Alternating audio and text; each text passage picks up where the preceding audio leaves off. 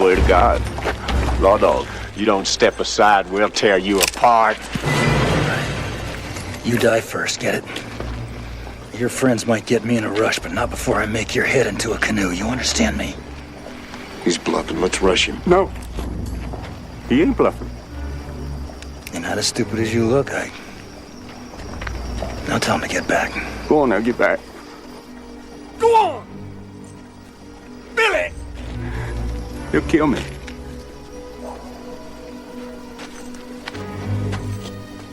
And you, music lover, you're next. Drunk piano player. You're so drunk you can't hit nothing. In fact, you're probably seeing double. I have 2 guns, one for each of you. Groovy.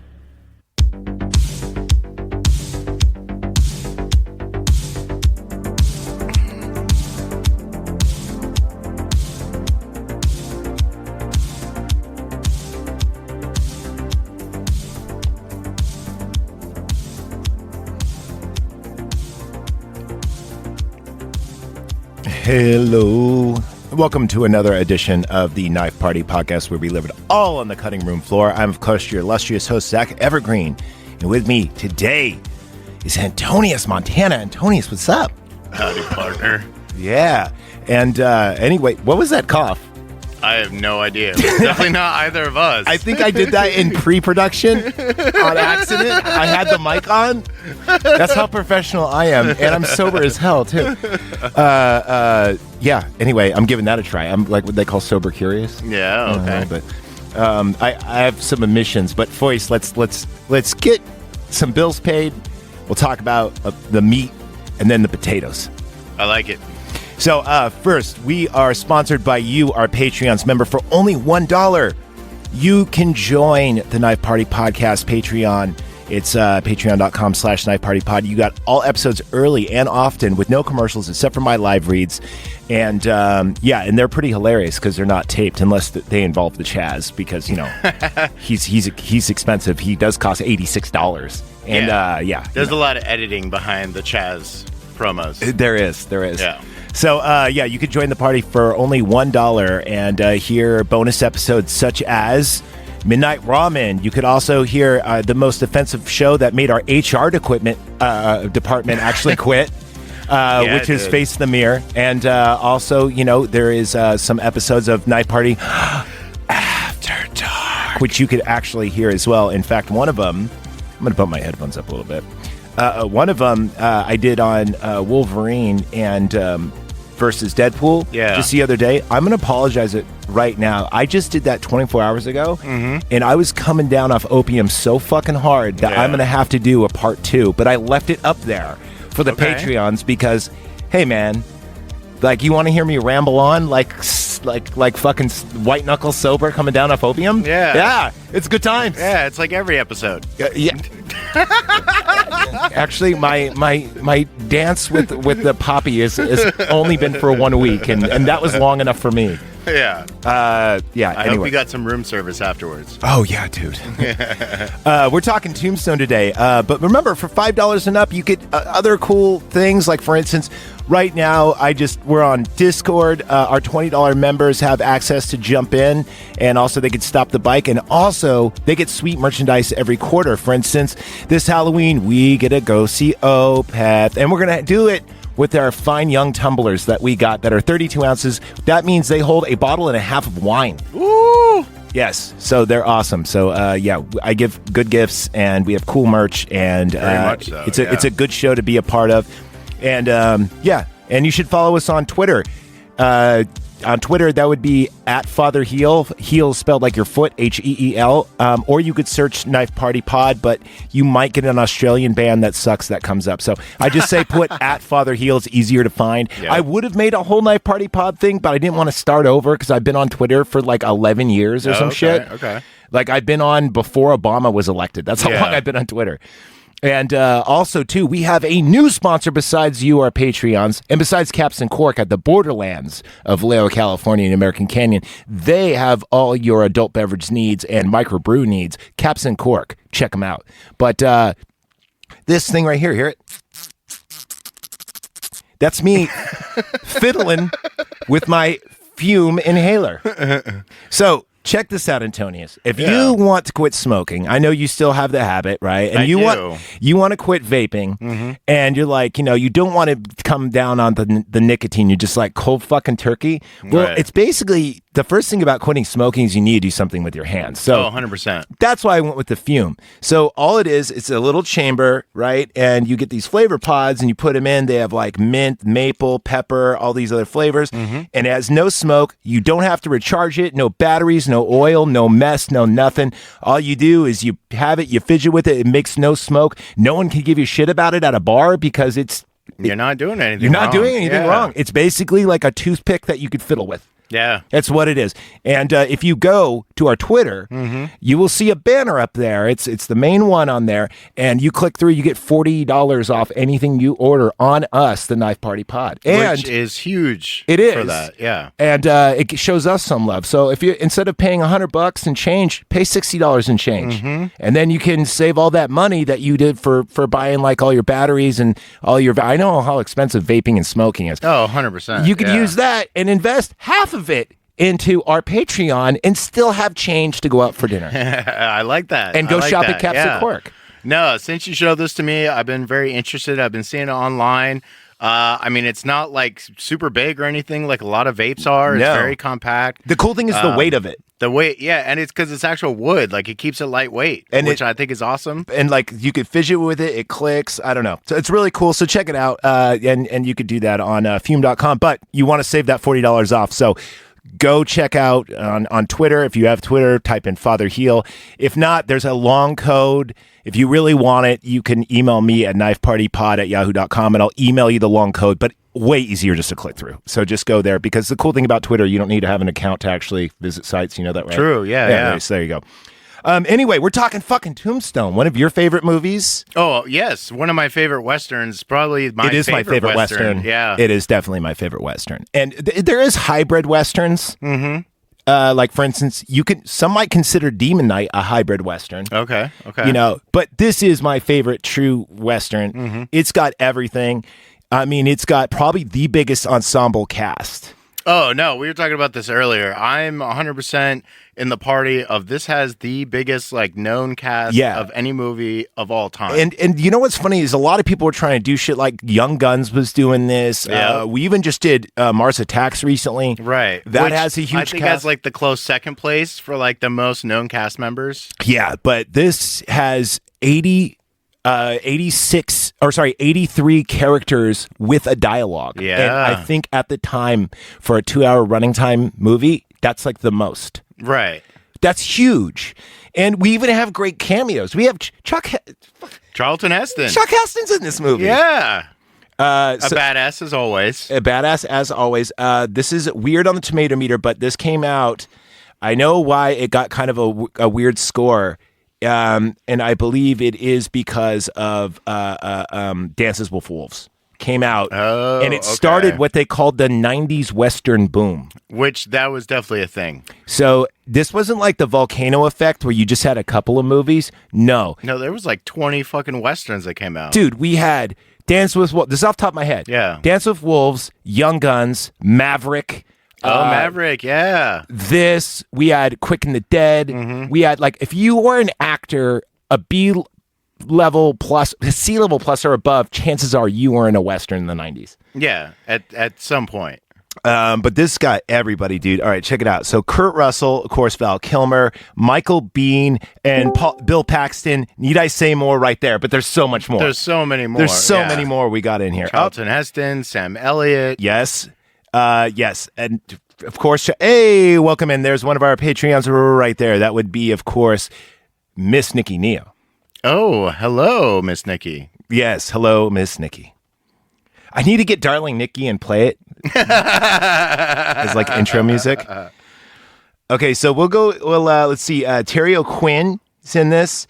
Okay. Stephen Lang, Sam Elliott. You said Sam Elliott, of course. Let's see. Did you miss anybody? Billy Bob fucking Thornton? Yeah, Billy Bob Thornton. Yeah, is the angry gambler. Yes. Let's see. I mean, there's so many because there's just a ton of them that were like, yeah. Jason Priestley is in this movie. Jason Priestley is in this. The guy from Avatar, the crazy general with the scars. Yeah.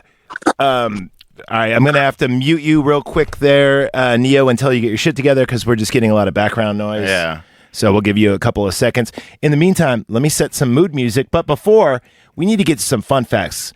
I got a lot of fun facts on this. Neo, how about you now? Oh, okay. They're still fiddling still with green screening us. Cool, I know. That's all right. It's okay. It's all good. Right. All right, dude, I got a lot of cool facts on this movie. Spit it out, brother. Now, this is my first ever movie because I have a wounded hand that I actually did my text-to-speech. Yeah. So if I slur during this, it's because I'm reading text-to-speech and, it doesn't get all the shit right. So if I... He's reading it like letter for letter, so if it's slurred, that's how it got recorded. All right, so let's see. So this got 73 with the critics. Yeah. And it got 93 with the audience. Audience, my man, 100%. So what would you give this? I mean, oh man. I would say 95. 95 is exactly what I gave it. Oh, really? Certified crow status. Elbow bump. Elbow bump. This is awkward. Dude, it's been awkward for like 5 years. Here's the reason why I say this is a 95. I've yet to see a better Western. Unforgiven comes close. Yep. But an ensemble cast like this, 2-hour running time, almost exactly. 3 false finishes. Yeah. Like there's like 3 times the ending of the movie. Like when you first saw this movie, I remember the OK Corral part. I was like, that might be the end of the movie.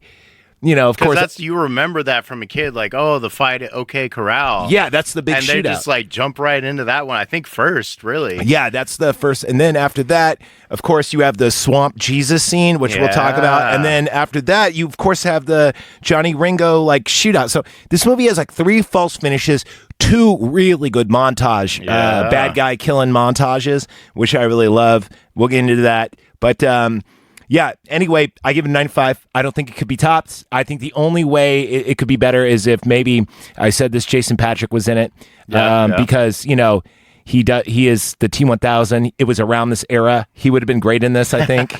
Plus, you would have had the 3 Terminator like people in it. You would have had Bill Paxton. Plus, Michael Biehn. Yeah, Michael Biehn, and there you go.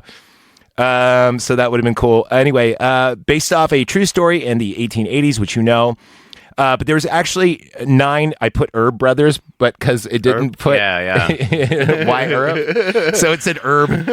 But we got cumin, we got paprika. Wow. So there was actually 9 brothers, and a lot of them were amalgamized into Bill Paxton's character. What does that word mean? Amalgamized means they were. So say you have like 3 characters that kind of were doing stuff, but not really. You make it one character that did everything.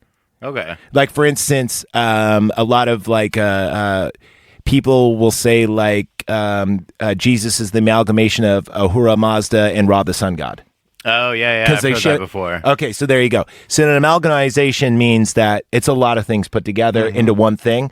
So, but Wyatt Earp, there's a lot of historical facts to this. We'll get into that. But yeah, based off true events, obviously. And this is probably one of the most accurate movies. Like, I mean, Dances with Wolves, none of that shit happened. There's like some frontier. Yeah. That is a story of an amalgamation of a bunch of people that got lost in the wilderness and came back. Yeah. But this is actually quite accurate for its day. Yeah. Their newspapers were a lot more accurate than ours. Let's put it that way. And a lot of this was actually told through newspapers. Some of the movie's dialogue, for example, like Doc calling people Daisy before he kills them. Yeah. That was actually historically accurate. That was quoted in a bunch of like the... Oh, that was like his signature tagline. Yeah. Okay. And the whole Huckleberry thing, and we'll talk about the Huckleberry thing. Yeah. So I talked about the volcano effect of the 90s, where there was like Dance with Wolves, Unforgiven, right, all these movies, and then there was like shitty ones after. Get this, William Dafoe was actually going to play, it says Doc Holliday. But Disney, no, that would not have been as good. But Disney didn't like him. Yeah. You know why? Because he looks like a psycho? Well, that, and he was in Last Temptation of the Christ. Oh. And okay. Disney didn't want to touch it. Right. They're like, No, yeah. Now, I haven't seen Last Temptation of the Christ in a long time because I know it's been severely edited. But it is Scorsese. Yeah. I might have to get into that to see what all the hubbub is about. I'm sure we could find like an unedited version. Yeah, that's the problem. We have to find an unedited version. Yeah. Because I'm actually very curious. Because apparently, I don't know.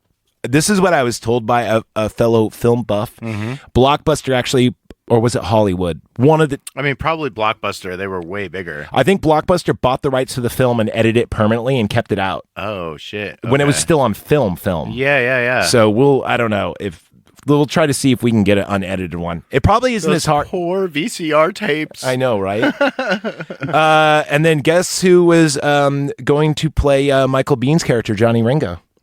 For that, it would have actually said William Dafoe, but I have no idea. Mickey Rourke.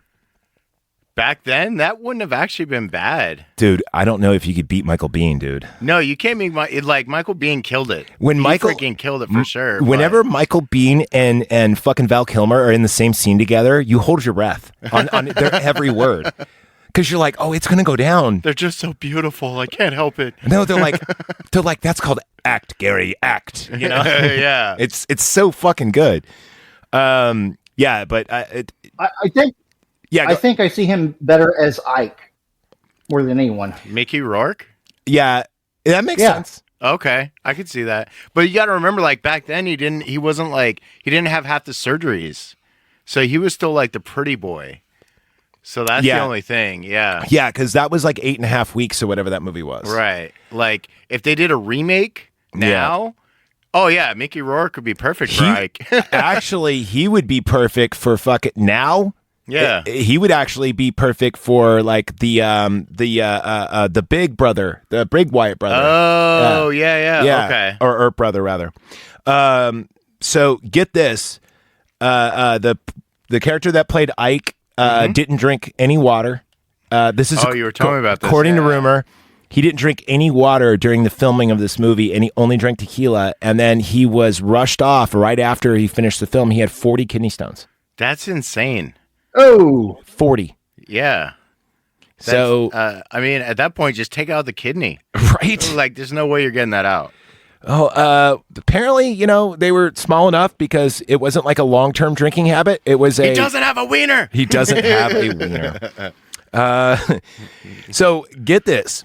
Now, everyone thought that the director, his name escapes me, and I don't like Stolen Valor. The director of Cobra is actually credited for doing this movie. And also Rambo First Blood Part 2. Yeah. He actually didn't do it. There was actually a pact.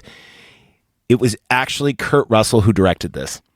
No way. This is his directing debut. The writer of the script... It was one of the most amazing movies of all time. He's like, yeah, I'm winging it. Well, the cinematographer helped out and Stallone helped out. A lot of people helped out. He actually edited it. Yeah. And he edited out 20 minutes of himself because he wanted it to be an ensemble cast and not the Wyatt Earp story. Yeah. And he also didn't want to put his name on it and have him be the main character and kind of do the Braveheart thing and take because so that's why Kurt Russell is such an awesome guy. Dude, Kurt Russell rules. Like through and through. Yeah, he plays the wild man, but at heart, he's just a great down-to-earth guy. Yeah, and that's why Costner can't compare. No. Costner throws his name out on everything. Speaking of the volcano effect, Costner tried his hand at Wyatt Earp, and Wyatt Earp III actually said, no, Kurt Russell did it way better. Yeah. Not only that, Kurt Russell actually had Wyatt Earp on set, the third. Oh, okay. With his actual journals and newspaper clippings to make sure that the dialogue was correct. Wow. So this was an ensemble cast using the script as a guide. Literal paper artifact. Yeah. For making the character and everything. That's amazing. They also did the Spinal Tap thing where this only took 4 months to film, which is surprising. because how awesome epic it is. Yeah. But they had about 3 months or more, and each person had to learn their character in and out before they even stepped on screen. Okay. And Val Kilmer got a real dialect coach, learned how to speak exactly like he was from that part of, what was it, Kentucky, I think he was from originally? Yeah. And then I know he went to Louisiana, but like he actually followed the story. Okay. To the point where, at the end when he's talking about his first cousin went to that actually happened. Oh. That's why he became a fucking weird gambler and shit, is because he was in love like with his first cousin, this and that. And he was actually a dentist, hence the term Doc Holliday. Right. She went to a convict and he kind of went nuts and just like started like, he was a bodyguard for another doctor and he would also be his second.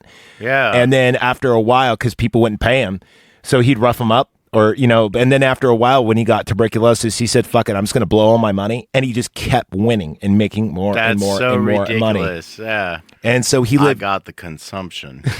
He actually moved to Tombstone because a doctor said, well, the air is dry there, so it might dry up your lungs and you might live longer. And he actually lived 2 years longer than what they thought. Yeah. Which that's actually like a true thing. Yeah. If you have like a lot of issue, you get sick, like you live in a cold area, you go to a dry area, 100%, you get way better. Yeah, my mom, I remember their doctor was like, you need to move off to the coast because she had like really bad lungs for a bit. Mm-hmm. Anyway, and so she moved to like Bolinas, California, which is in the middle of fucking nowhere. It's in the middle of nowhere, in the middle of everywhere, which is funny. It's on the coast in the middle of nowhere. So yeah, what I was saying is how accurate this thing was. Mm-hmm. Val Kilmer, if you notice when he's flipping his gun around, and also too, and then when of course Michael Biehn caught wind of this, because they're such rivals in this movie, both of them actually learn gunplay like that. Right. But Val Kilmer was better than everyone on set, including the stunt doubles and including the people, all the stuntmen. Oh, he just had a natural knack for spinning the wheel. Practiced his fucking ass off. And he would now be undone. He even learned how to do the thing with the coin, and he also learned how to play piano. and another accurate thing is those he's playing that Chopin tune, right? And it sounds off. It's because they didn't tune their pianos very often back then. Yeah. So he would be like, well, I have to play it wrong to make it sound right. Which then you got to be even better at playing to understand how to do that. You just put your foot on the tuner a little bit. Yeah, a little way. So, all that shit was real. And he got so damn, like, all this stuff in there is not, like, when they're filming it and he's doing, all that shit is real. Like when he goes, say when, and he draws and shit, that's not, like, sped up. That's, like, the actual footage. Speed, yeah. Which is crazy. I mean, what he did with the cup was just phenomenal in itself, really. Anything above that just blows my mind. So, Kurt Russell said that, like, he felt outclassed whenever they were on screen. And so I mean, when you talk about Tombstone, majority of people's first thing they talk about is Doc Holliday. Like he was a little outdone. He didn't do bad. He did amazing. No, he did amazing. It's just Val did a little better. There's such thing as an A+ and then an S class. Yeah. And Val Kilmer was an S class. Oh yeah. I would say this is Val Kilmer's best role. Way over Top Gun, bro. Way over Top Gun. Like, I know a lot of people go to Top Gun though as his main, or like I know a lot. A cult movie a lot of people like that's weird, especially girls from the '90s. Is The Saint. Never saw it. I was actually just gonna bring that one up. That Elizabeth Shue. Yeah, he's actually really good in that movie. I heard he's really good in that movie too. But Val Kilmer was one of those guys. I think like it rubbed off on Tom Cruise, where when he would learn a role, he would like learn the role kind of thing. Oh, he barreled into it. Yeah, he was a method actor, but not a dick. When they would say cut at the end of the day, he would be himself. Yeah. But like, when on set at all times, he'd always talk in the Southern accent. He wouldn't lose the accent. He'd always be flipping his gun around like off, like during in between takes and shit like that. So I really like it. I think, I don't know. And his character is so fucking tragic. That's kind of like a lot of people I think didn't like the, So a lot of people got backlash from this movie because the ending where they kill him off and then like the next scene, everything's all hunky-dory. Yeah. And I think that's why is because he kind of became the main character of this. So anyway, let's see. Oh yeah, all the mustaches on the set are real. When they learn their characters, they all grew real mustaches. And there's only one mustache that's not real, and that's the the mayor with the bowler cap, because he didn't have time to grow one out because he was filming something and he had to have a shaved face. Yeah. I thought you were gonna say Sam Elliott. No. Oh, come on. No, it's crazy because like every time Kurt Russell is doing like another like Western or somewhere his character has a mustache, he does the Wyatt Earp mustache. Yeah. Well, I mean, it looks so good once. Might as well. Like that. Yeah. And this movie is a Christmas movie. No, it's not. I mean, don't give me that. No, it's not. Release Christmas of 1993. Christmas Day. It's a Christmas release movie. It's on Christmas movie. There's no Christmas in this movie. Well, technically, the ending. Yeah. Maybe that's why they ended it that way, to give it a Christmas feel. Yeah. So I'm going to start it, but before, Neo, what would you give this? We gave it 95s each. This is certified crow status at 95. I'd give it 96. Woo! Oh, Mr. One Up. Okay. Dude, for real, that's Mrs. One Up. Mrs. One Up, I apologize. Fuck you. As much as this movie is quoted, especially Doc Holliday, it deserves a 96. I'm with it, but I'm sticking at 95. But I respect your decision. Do you know what I'm saying? I to quote the Crow, I respect your decision. Now let's see you enforce it. We're talking Tombstone. So, this movie starts off with the arrival of Wyatt Earp to Tombstone to meet his brothers, the two Earp brothers, and he was a lawman, but he got married, settled down, and now he's here to meet his brothers at this, like, what? What happened? Sorry, this music is totally throwing me off right now. Hey, that's good. I feel like this might have been good for, like, A Knight's Tale. No. The Knight's Tale, it got to be, like, more kind of whatever. This is good, I'm telling you. It's a little gothy, you know? It's like, wait for the groove. Yeah. See, now you feel better? Okay, I do. I feel okay, cool. better. All right. Okay, All right. yeah. Remember, get your products at Fume. Anyway, and then him and his brothers, they're all come from different walks of life, right? But eventually, the oldest brother, Virgil, is like, hey, you guys should all come out here to this boom town. It's a silver mine. Yeah. And, you know, I'm putting stakes out here in this area. Y'all should come out and check it out. So, of course, you know, Wyatt comes out and everything's all gravy at first, but they see just how, like, lawless this fucking town is. Oh, and by the way, a cool thing about this movie is you'll notice right from the get. Do you notice the good guys wear all black all the time? Yeah. And Yes. there's a big thing about here with color, with white, black, and red. Yeah. So white is like the color of evil in this, right? Red is neutral and black is good. I would have figured black was good, Yeah. white was neutral, and red was evil because the Cowboys all wear the red. But, well, here's the thing. If it wasn't for the devil, right? Okay. None of this would have happened, and the devil in this wears white. They call her the devil multiple times in this movie. Right, the right. actress. Yeah. She plays the devil in the theater. When the girl's doing their that's true, tarot yeah. card reading, she's the devil. Yeah. And then there's a lot of goddamn or all hell or you might lose your soul. Or Yeah, every yeah. time she's in a scene, they talk about him stealing his soul. Right. And when they first lay eyes on each other, that's when his wife starts to get the headaches. Yeah. And starts getting addicted to laudanum. No, she was addicted as soon as they got there. Well, that was like I her know. first thing. He's like, "Oh, welcome, honey," and she's like, "Where's the drugs?" Yeah. I couldn't find any drugs. Well, one could say. But anyway, the color red is used in here a lot. Like, remember when they're horse riding, they're both wearing black and white, and they're sitting in red flowers? Yep. On a white sheet Yeah. or a white blankie. Both their horses are black and white. He's got Yep. the black horse. She's got the white one. They even Yeah. say, "Behold the pale white horse" in the very beginning of the Yeah. wedding scene. And they're all wearing, you know. Yeah. So there's a lot of cool color imagery and a lot of biblical tarot. There's a lot of cool fucking imagery in this movie that, like, as a kid, I noticed, but as an adult, I go, "Oh, dude, there's a telltale sign of this is going to happen," kind of thing. Yeah.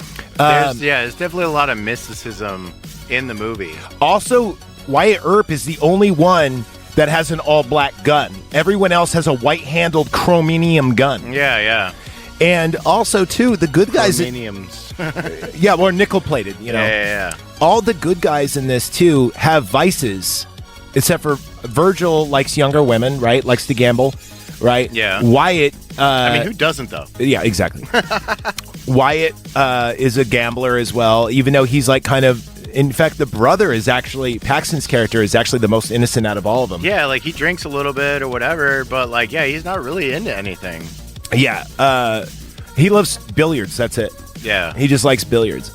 So a little by little, they start cleaning up the town. A little by little, we see that the Cowboys actually clearly run this town. Right. And then a certain point, it's great. It's a great scene. It's where this kid almost gets hit by a bunch of these cowboys riding by. Yeah. Sam Elliott's character, Virgil, grabs him and gives it back to his mom, and the mom has a scar, and then his mustache does a truffle. He does a mustachy twitch. Like he goes, little classic Western. And then it's like, he's had enough when the mustache twitches. And it's like, oh, shit, enough it is enough. He's gonna don the badge. He's going to bring the law to Tombstone, and that's exactly what happens. Now, but this is before the brothers, right? They start getting established by just seeing this Billy Bob Thornton's character who's actually cheating cards in this like one popular tavern.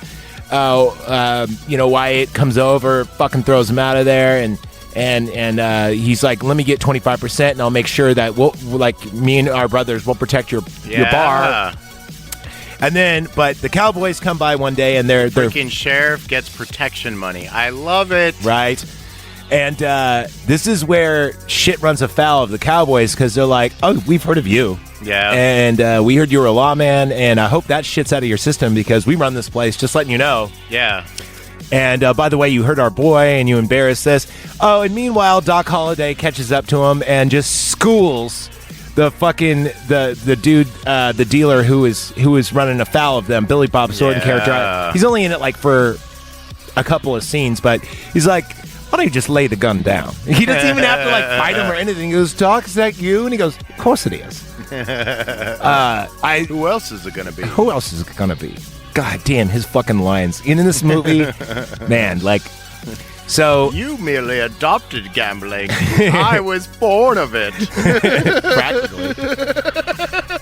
I mean, we could... If you were to put the top lines in this movie, they'd all be Doc Holliday's. Yes, agreed. Except for maybe, that's the most beautiful man I ever saw. That one's, and he goes, that was kind of funny. But yeah, so, and dude, we just got to talk about how like every character, when they're established, is established perfectly, almost like a music video or like a video game. Like, when someone walks in and they haven't been established yet, it's like, my, you must be blanky blanky. And like, and then someone will off camera go like, yeah, and he's got to be the something of the something. And like, they're like, okay, we know who this character is. Yeah. You know, and they do it so well with every character. Like all the characters, even the jobbers or the red shirts, if you will, like the people that are going to die mid-act 2, they still give them a backstory. Like even Jason Priestley's character, who's supposed to be the art-loving gay dude, like of the group, has got like a lot of character. Like the cool thing is the bad guys have a backstory, and they even make the bad guys kind of cultured, where they like theater and they like music, and which was really surprising, honestly. I remember back in the day when I was a kid, I was like, I feel like they wouldn't care about the theater at all. Like, give me a couple petticoats dancing around, you know? I thought that too, but apparently they like the characters they were based off of, a lot of them actually did. Yeah. And would actually follow around the theater and get in for like protection and shit like that too. Okay. And so a couple of the characters that they're based off of are really well. Now, the one thing, and I know it's supposed to be historically accurate, but the main cowboy, you never see him get his due diligence, even though Johnny Ringo kind of is the main cowboy, but he's not. What do you mean? Curly Joe? Yeah. Curly Joe, we don't really get to see like a good comeuppance. Yeah, you do. In the Wyatt Earp gets divine intervention scene. Yeah. But it's not like the same as like Ringo's, you know, and it's not the end. You know what I mean? Yeah. It's like it could have been an end. It could have 100%. But then I kept it. I guess that's why, because I kept it going. You're like, oh, that didn't wrap it up. Like now it just feels weird. All right, let's rank them. Obviously after all this crap, the Earps. I almost said the Wyatt Sounds like family. a surf band. The Earps all get involved in the law in order to protect their investments. Right. So it's kind of like self-interest. However, Virgil is like actually emotionally invested. Yeah. Wyatt wants us to have it, and the little brother is like romanticizing about being his big brother. So he's like with Virgil, and then so. You know, of course, Wyatt was like, oh, hell, I guess I'll join you. But it ain't going to go down. Yeah. And Doc is like, why not? It will go down the way I say it shall. Because I'm Andy Dufresne. I am going to die in every scene, you think, and then I end up killing everybody. By the way, I saw... true badass. I saw an interview of Val Kilmer during on the special features of my on the Blu-ray. Yeah. And he's being interviewed... Not breaking character, so he's being interviewed as Doc Holliday. Oh, that's sick. And it's really cool. He goes, I don't know. I only kill people if they call me a cheat. But, you know, it's fun to kill bad people. Like, the way he was, like, being interviewed about it was really cool. He's like, you know, it's just fun. But if they call me a cheat, it's a bonus.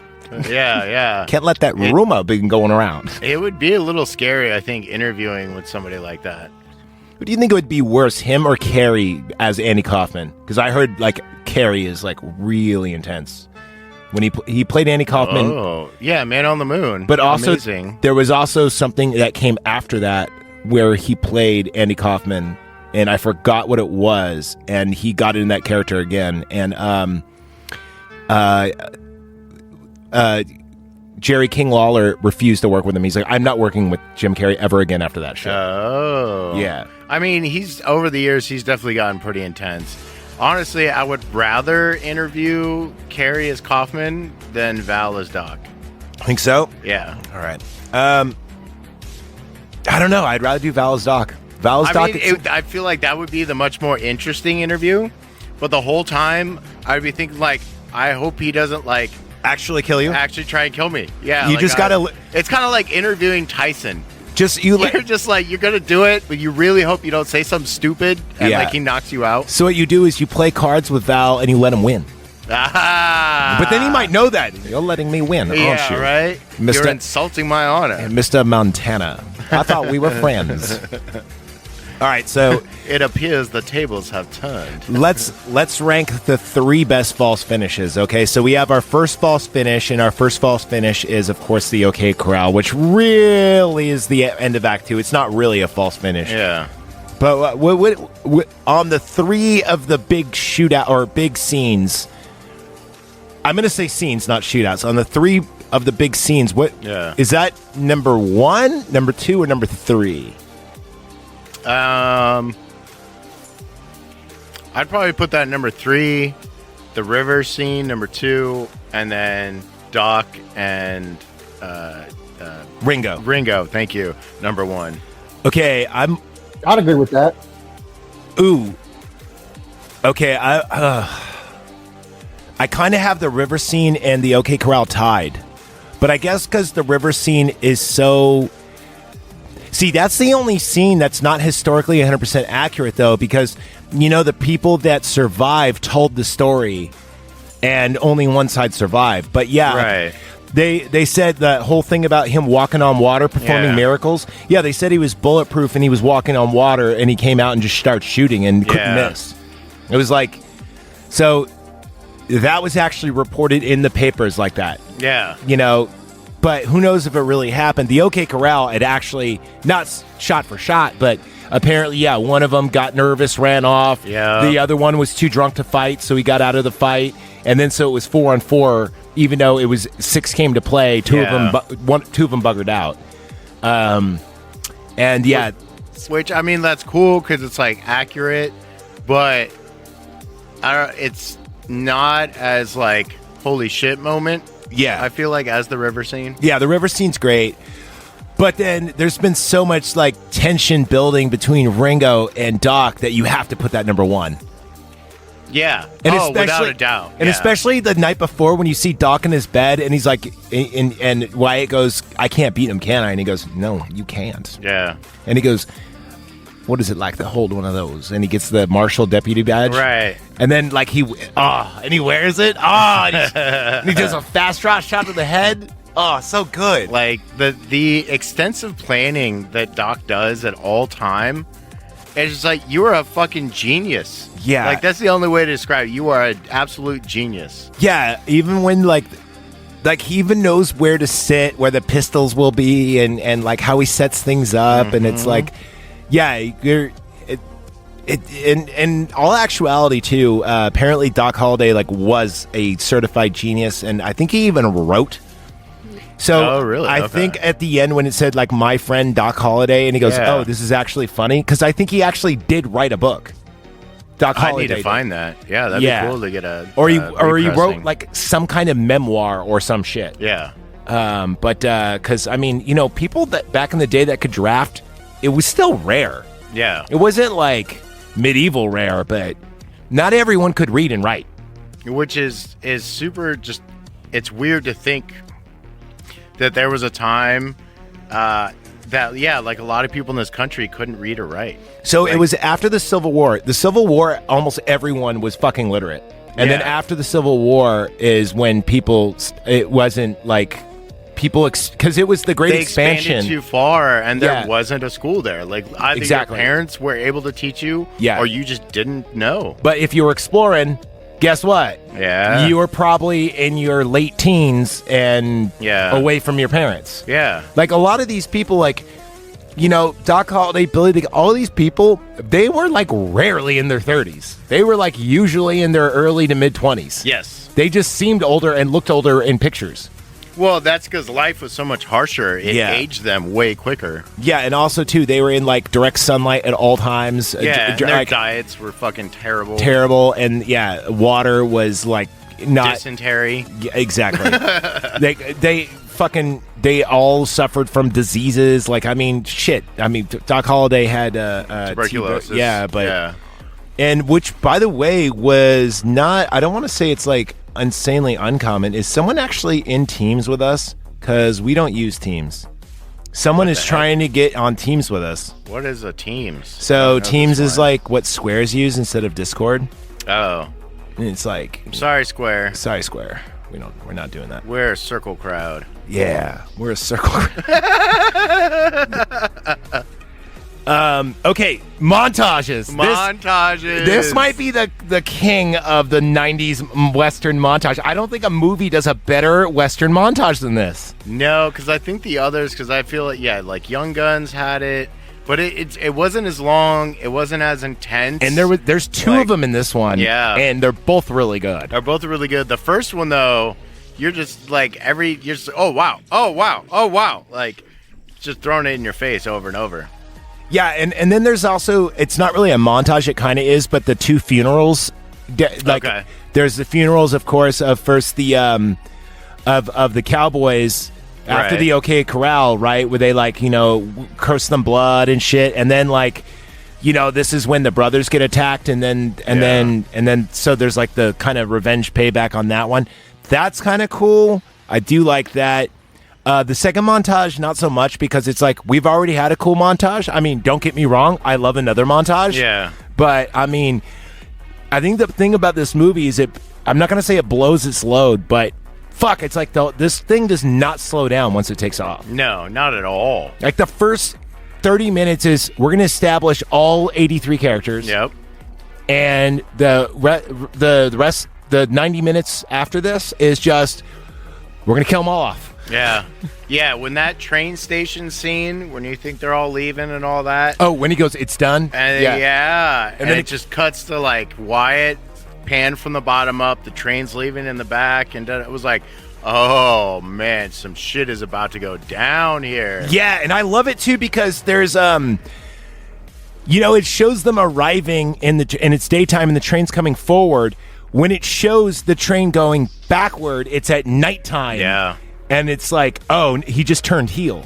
You know, this is like the heel turn, if you will. I guess that's when the black changes meaning, though. Maybe. Yeah, maybe because he even says, if I see someone wearing red, they're going to hang. Dead, yeah. And well, it's also when it's the long coat too. Yeah. It's when he adopts the duster. Yeah. Because before he's got like the gentleman's jacket. Right. And then he gets the duster after his brother dies. Texas Ranger comes out. Fuck yeah. Roundhouse kick. Yeah, Roadhouse. This was kind of like Roadhouse. Like, it's like, dude comes to a small town, they're having issues with the ruffians. And they get Sam Elliott, and he gets revenge. Yeah! Because Sam Elliott's in Roadhouse. Both of them. Oh, winner. Roadhouse 2, Tombstone. Oh, man. Yeah, I do. So, historically accurate, beautifully shot. Some of the best shots is, we talked about the climax of the horse riding scene where she's asking him what he wants out of life. Yeah. That's beautifully shot. Mm-hmm. My favorite scene though is when you see the when the girls get attacked and shit, and then the Henry Portrait of Serial Killer died, McCready or whatever. Yeah. He throws down the sash, the red sash, and you see it. And it looks like a snake as it's going through. And it kind of blows away. It blows away, yeah. but the way it looks perfect, like a snake, like it's like going out of. It's so fucking beautifully shot. I mean, like one of my favorite shots. There's no people in it. It's literally just clouds. But the clouds, there's like super black clouds on top with the beautiful white clouds on the bottom. Like it's just a gorgeous scene. That's right after he goes the reckoning. Yeah. Yeah. That shot is great. There's a lot of good. There's another really cool shot, and I don't know how they did it because it's 1993, but it's when he goes Wyatt Earp and the Immortals ride their last ride, or whatever he says. There's a shot where in the sky it looks like there's a beam of light through the clouds shining on them as they're riding. That's cool. Like it's like God is blessing them or something. But that's pretty awesome. Yeah, no, you were watching it. You boys are blessed today. There's a lot of fucking just God. It's shot so well, and to think that Kurt Russell directed this. Yeah. And he just kept quiet about it. Just shows how humble and cool he is too. Right. Yeah, I mean, just an amazing job overall with this movie. Yeah, we gave it a 95. I mean, you could literally talk about awesomeness in every scene, or just about every scene. This is really one of those movies where, I mean, I remember this movie was so cool. Jonathan and I made our own role-playing game around this. Oh, that's sick. Okay. Yeah, so you could be like in the Cowboys, or you could be on the Earps. Yeah, and then like you would roll to see like if you would miss, and it was all about, and like your stats were like drinking, shooting, card playing. Yeah, it was like drinking, shooting, card playing, and talking your way out of shit. Yeah, and so it was, and it was like what was your stat? Oh, okay, and we made our own game off of this. Okay, and it was fun. And I mean, this movie is this epic and big, and it's so weird because it's such a big cast, so many great scenes squeezed into a 2-hour movie. Yeah, like I think this movie's running time is like 107, like just under 2 hours. I think it's like 119 minutes or some shit. 2 hours 9 minutes. What was that? 2 hours 9 minutes. 2 hours 9 minutes. There you go. Okay. So, but like 10 minutes of it is credits. Yeah. So it's really what you're watching. It's just and under 2 hours. Even the credits are cool because the credits are actual cinematic credits. Yeah. So how dare the critics give it a 73? I think the reason why it got a 73 is because Dances with Wolves came out. This is way better though. I know. Like you can't give Dances with the Wolves a higher rating than Tombstone. Dances with Wolves, I'm pretty sure got the audience says 93. We're with them. Yeah. You want to fight about it? Let's go meet in the freaking noon. Yeah. The OK Corral at the saloon at noon. I'm pretty sure that Dances with Wolves got higher. Let's see. I know Sharknado got higher, so I don't really care. Let's see. Dances with Wolves got an 87. Oh, beautiful. All right, we're back in the game here. But that was with critics. I think audience even gave it more, but I don't know. We'll see. Oh, we don't talk to all I know is that Wyatt Earp III said that this is the superior Wyatt Earp film. So there you go. I mean, he's related to the fucker. I think he gets to choose. Right. Yeah. So at the end of the movie, they talked about Wyatt Earp dying and actual people portraying him in film being at the funeral. And we were talking about this at the end, how weird it must have been, because this, I think, took place in, we were saying, like 1880, 1885, between 1883. Said, yeah. From like 1923 is only 40 years, right? Yeah. But in that 40 years, you had the birth of the automobile, cinema, because remember, the cinematograph came out in like 1890. Yeah. Yeah, go ahead, Neil. Electricity. Well, there was electricity, but it was like telegram electricity. It wasn't like alternating current. No, but that's what he's saying. Is like people were still lighting candles. They had them on the streets. Yep. And all that. And it's like, now there's every house has lights in it. Yeah. Like, yeah, I know. In just 40 years. And it's weird because, I mean, a lot of people say from like the 1980s to now is like that new kind of revolution. Right. Of where, because we have computers in our pockets now, and a computer was a rich man's thing back in 83. Oh, yeah. Or 84, 40 years ago. Yeah, it'd be like $5,000 for a computer back then. And it would be as big as this table, and it would only be able to run like Chess Wizard or something. Yeah, it was super basic, and it's crazy because also like $5,000 back then is like almost $20,000 now. Like imagine the computer you could buy with $20,000. Exactly. Ooh. Uh-oh. Did you just come? I think something moved. The funniest thing about this is inflation. If you look at a Sears catalog, like one of those old school TVs with the wood panels and the record player and shit like that, with inflation, that was like $10,000. Yeah. It was huge money. A Super Nintendo at the time, after inflation, came out to be $600. It makes me feel not so bad about modern parents. console. Yeah. Bugging your parents for a Super Nintendo and then finally getting it in Christmas. Yeah. But think about how much money they save, because you know what's funny? People always go, "Oh, it costs so much to go to the movies, blah, blah, blah." I just went to the movies with my wife. Yeah. It cost $15 for the tickets for the two of us. Oh, you went like matinee? Well, I mean, opening day is when they charge you $20 each. Easy, yeah. If you go after opening weekend, it's always like $10 a pop. It's been $10 a pop for the past like 10 years. Yeah, more than that, I think. Yeah, like the prices of going to a movie haven't went up. Now, where they get you is in concessions. Oh, that price has gone way higher. By the way, oh my God. I was just telling Neo about how dope the Xenomorph head popcorn lids are. They also, when we went there, they also had the Xenomorph heads. Yeah. They also had the Deadpool head, and they had the Beetlejuice head. Ah, and it's okay. like, fuck, I almost bought all three. Yeah. But I would mean, do Beetlejuice and Xenomorph. The Xenomorph is cool, but the Beetlejuice is actually real tin, real metal. Oh, really? Okay. Yeah, it's not like plastic bullshit. Right. So, but anyway, you gonna go see Beetlejuice too? Yeah. Yeah. I'll wait for after opening weekend and all that. Yeah, we should all try to get on remote when we do these things, man. I was dying yesterday. I was just telling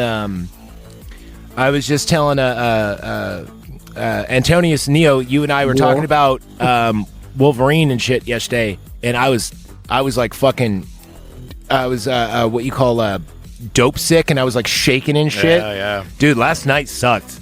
Last night was not good, man. I am not taking painkillers ever again unless they're like over the counter shit. If it says like danger opium, I'm like, Nope, I'm good. Yeah. I mean, there's nothing wrong with naproxen sodium. No. Aleve, you know. Yeah. You just Leave take Tylenol. Just take two of them. No, actually, Tylenols. I don't do well with Tylenol either. Oh, really? Okay. Yeah, it's something in it. It's acetaminophen. Yeah. It fucks with your liver. It makes me feel like shit the next day. Oh, okay. But anything that's like, Alka-Seltzer, any old school medication, like aspirin. It's like, yeah, I could take aspirin. Yeah, it'll make my stomach a little quoozy. That's cool. Fuck my stomach. I need to keep my liver nice, you know? Yeah. Cool. Well, that's Tombstone, you guys. You have, I mean, I know I went on like a little girl who just saw their favorite movie for the first time. Is there anything I left out? I mean, it's one of those you got to watch it. Yeah, you have to watch it. Like we were saying, like there's so many things you could talk about in this movie. Honestly, just go and watch it. It's going to be worth the 2 hours. You're definitely going to rewatch it a bunch of times. It's just fantastic story, great acting. The costumes are phenomenal. Like, oh my god, sets, the costumes! Like, yeah. Oh, in the set, the costumes though, especially. and it's not like they recycled costumes. Like every character has their own unique look. Right.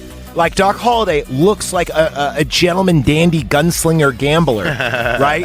And then, like you said, Wyatt Earp has a costume change. At first, he looks like a gentleman, like sharecropper or something, and then all of a sudden, boom, he becomes like the Dark Knight, the Dark Knight lawman with the gray jacket. Yeah, if you have an opportunity to watch this on a lower quality screen, do it. It actually adds to the movie. Oh, are you saying because we had some glare coming in? No. Oh. I'm just saying in general, like it's supposed to be a grittier kind of feel. Oh, so you're saying projector looks better than like an 8K TV. Yeah. Because those buildings look like drawings, some of the background ones. Yeah, 100%. Yeah. So, yeah. Is this your first time seeing this on a big screen? Yes. But even the buildings you knew were fake don't look that bad. Like there was one that you could tell was fake, and it was one of the pharmacies. Yeah, but it's one of those things, like they did such a great job with the camera work. It's not like they're talking in front of it for like 5 minutes. Yeah. You're like, that is obviously a prop. Because there's one pharmacy like in the back, and I remember looking at it, like you could tell that's a painting, not a window. Yeah. But it didn't matter because it was far enough away that, because it was like far, it was during the, and plus like all the characters are doing so much on screen, you're not really looking at the background so much. You're very well engrossed in the movie. But yeah, you're right. The costumes in this are second to none. I think the only movie that I think the costumes are better than this for a period piece would be Interview with the Vampire. Interesting. Because Interview with the Vampire has some fucking amazing costumes for a period piece. Agreed. Yeah, me. Neo, I know you have an eye for the flair. How say you on costume? Ooh, second to none. Yeah, I mean, dude, let's put it this way. I'd give my left nut for any one of those cowboy hats, dude. All the cowboy hats are good. Strauss? No, I'm good. You're good? All right. Cool. So, final thought. We're all giving it in the high 90s, mid to high 90s. Fucking must watch. If you do have the means to see this on a movie theater, I would recommend it. Yeah. And yeah, definitely. We watched it on Blu-ray on the projector here. Really good. You can watch it. It is on Paramount Plus because I just got done watching it myself. There you go. Oh, perfect. But remember, physical media is the best. Oh, I will say this. Out of all the movies I own, this has probably one of the highest body counts. Yeah. I think we see 60 or 60, so like something. It's like 50 or 60 50 or 60 people die in this movie. And like in the they montages. They are not shy about it at all. Yeah, they are not shy. And the death scenes are pretty brutal. They went pretty ham on the blood packs. For sure. But there's even some cool scenes that don't involve like the blood packs or like the gunplay. Like in one of the montages, this dude gets hit in the butted in the face with the back of a shotgun on a horse, and you just see blood go, and it's like, yeah, that one was brutal. I think that might have been real. Our bad. Yeah, that one was bad. Yeah. Oh god, there's of course Johnny Ringo's death.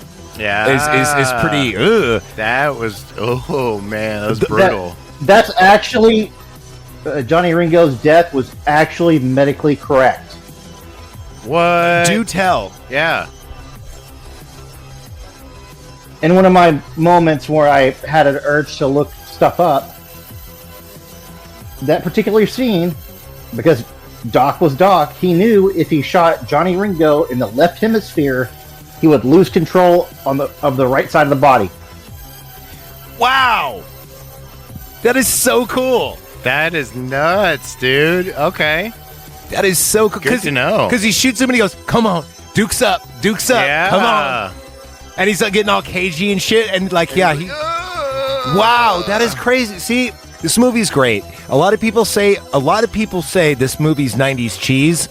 No, Waterworld's 90s. Cheese my ass. 90s cheese is Waterworld, okay? Yeah. And Waterworld is pretty cool. 90s cheese is Heavyweights, okay? And Heavyweights is pretty cool. Yeah. This movie is not 90s cheese. This movie is pretty fucking accurate. It's pretty fucking good.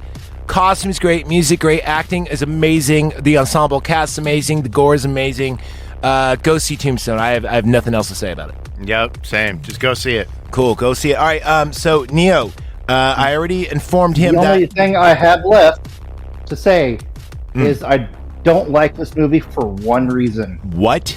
The ending? Sing it, sister. No. It makes you want to buy a shitload of cowboy guns. It does. No, for real, dude. The whole time I'm like, I need a single action army. I need that. I need a fucking Winchester. I need a breakaway shotgun. Like, I need to play Fallout 76. Like, I need a fucking after I beat Fallout New Vegas. I mean, like, yeah. This is gun fucking porn, especially if your name is Jeff Russell, who should have been on this show because he owns like half these guns. He's like, I only own a gun if it's been invented 100 years ago. That sounds like him. Yeah. But all his guns work. Kind of. That's cool. You know, sometimes the clips will fall out and he's like, you just gotta wiggle it. You know how many times on the range I've shot one of his I've guns? said that a few times myself. Wow. You know what I mean? I do know what you mean. Cocaine's a hell of a drug. If you could pick any gun from that era, what would you like to shoot the most?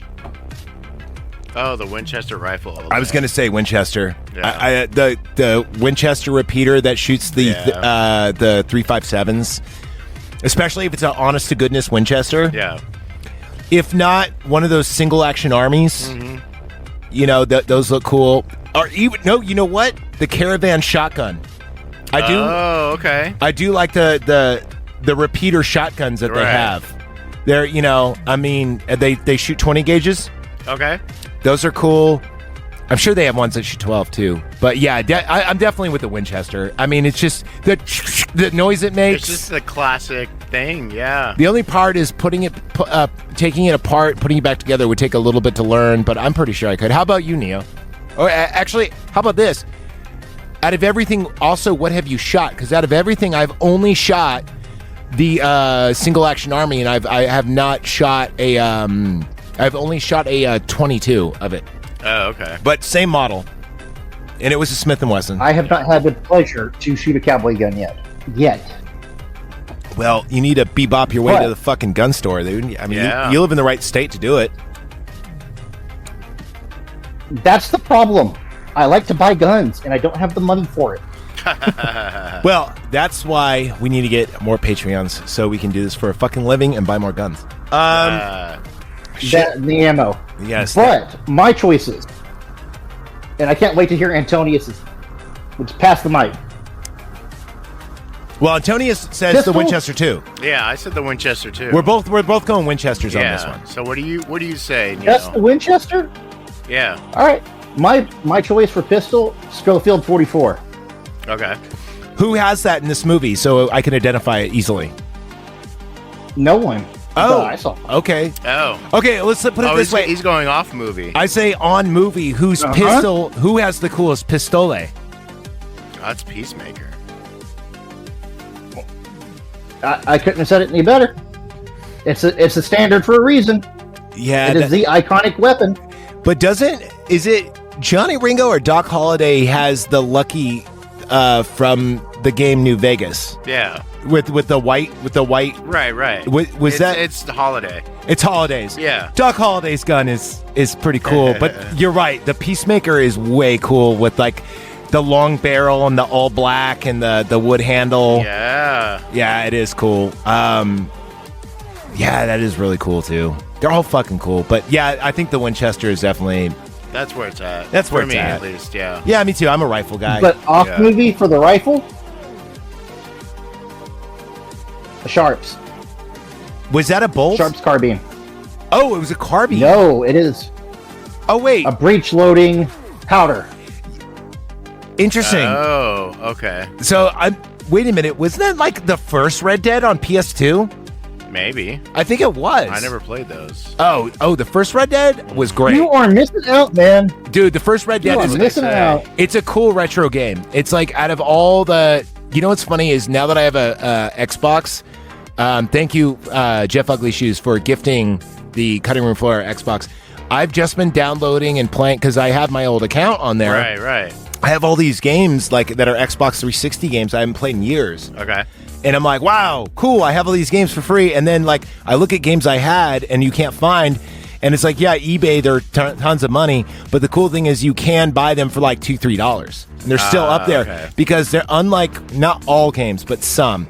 But unlike PlayStation, they don't like have a limit of how much shit that they can have or whatnot. I don't know because Microsoft is pretty much more infinite, I guess, than Sony. Oh, way more server space. Yeah, so it's like, dude, there's games on there like I just downloaded Dragon Age Origins, which is the original Baldur's Gate 3. Don't get me started on Baldur's Gate 3. We'll play it soon, all right? I promise you. I have till next Wednesday off, all right? So you fucking hold your butts. Oh, okay. Not you. I'm talking to fucking Neo because I've been skating on that recently because I've been fucking not feeling good. No worries. Cool, you guys. All right. Well, I don't know. I guess that'll do it for the show. And I'm gonna. You and the Chaz have a date in 2 weeks for Ghost Ship. Yeah, we do. But that leaves the question for Neo. What the fuck are we doing next week? Are we doing Adventures of Babysitting? Are we doing a George Clooney movie? One that rhymes with Schmiller Schmamados? I mean, what are we doing? It's still your birthday month after all. Yeah.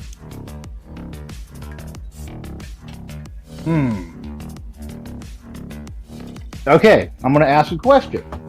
Okay. Do we want to go old school or more modern? I say old school. I want to say something I haven't seen in a while. Yeah, because this kind of gave me a nostalgia boner. I want to watch something like The Blob. I want to see something like 80s or something like 90s. You know.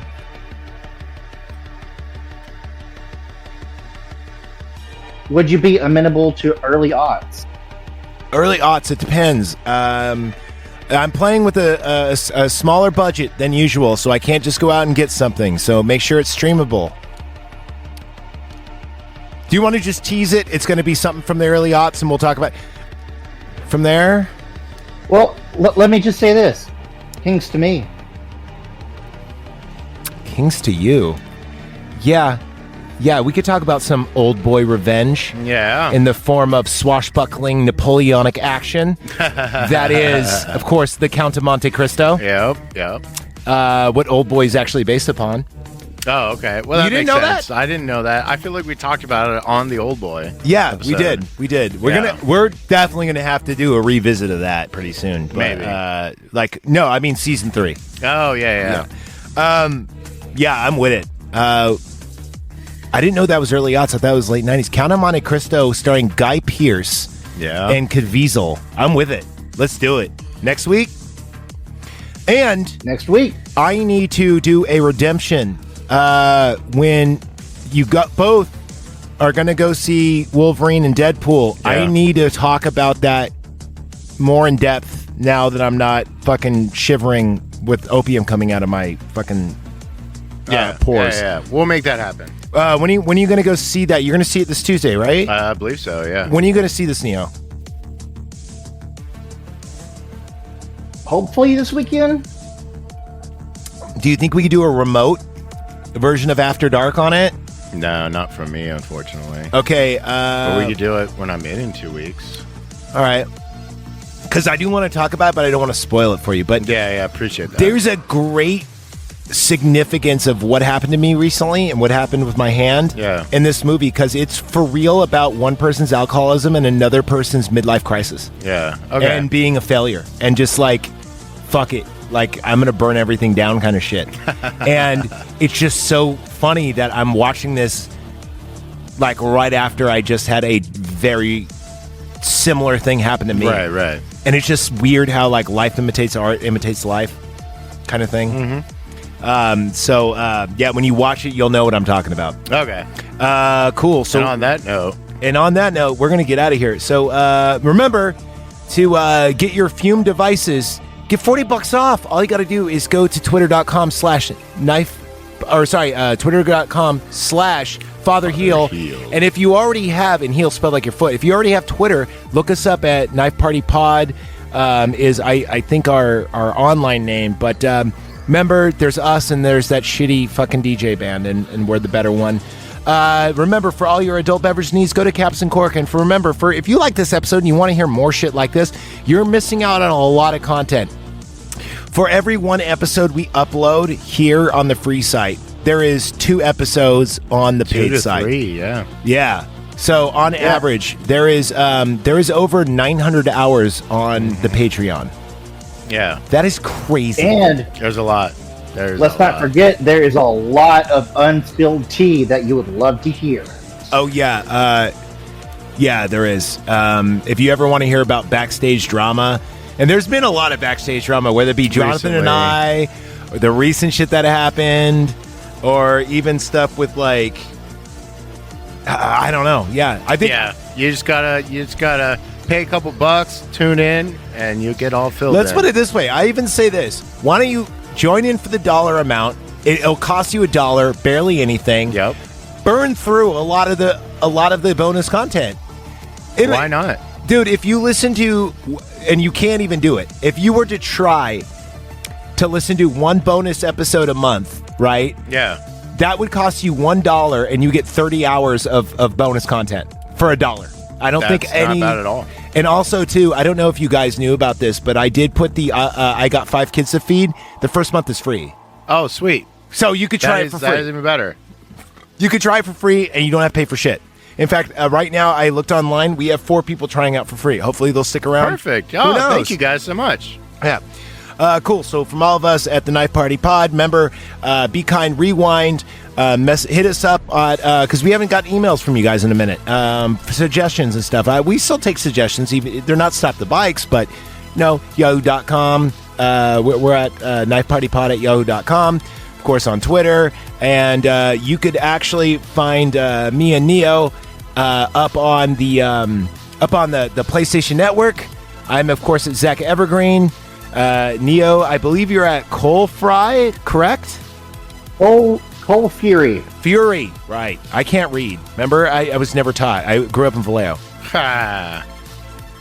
Thank you guys so much. Till next time. See you later. I'll be your Huckleberry.